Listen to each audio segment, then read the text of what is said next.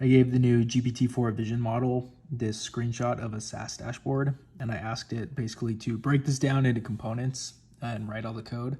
So I went through all the files, I pasted all the code in, right, all this code here, and out came this. This was a first pass, which was pretty remarkable here. I'm actually zoomed out just a little bit so you could see the full thing, but you can see this was the actual screen grab here from a design on Dribble. So shout out this guy.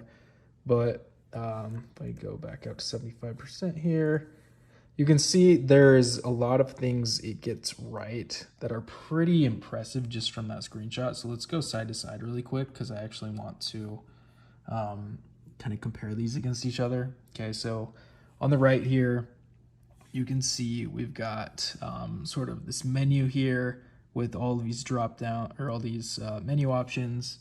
Okay, it got all of those right. Obviously the styles are different, but it got all of those right. It actually copied like the exact copy from the example here, right? You're getting the same number, the prop, it's getting, sales report.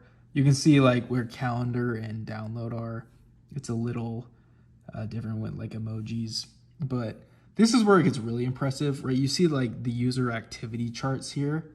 The numbers aren't right, but you can see that like it actually did the double bar chart here. It did the countries. You can see the countries are the same, which is pretty incredible.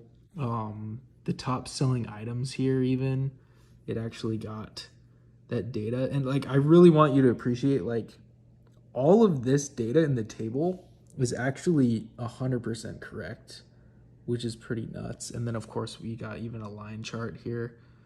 So again, like, you can get really nitpicky here and go, yeah, well, like this isn't kind of a one-for-one example.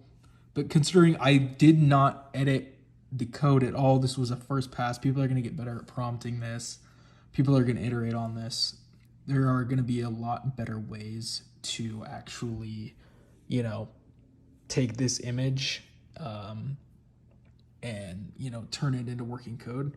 So for just feeding that raw image in, giving it this extremely, extremely simple prompt, and just, copy and pasting the spec and the code right into my editor and literally just loading it up and seeing what was in here. That's pretty nuts.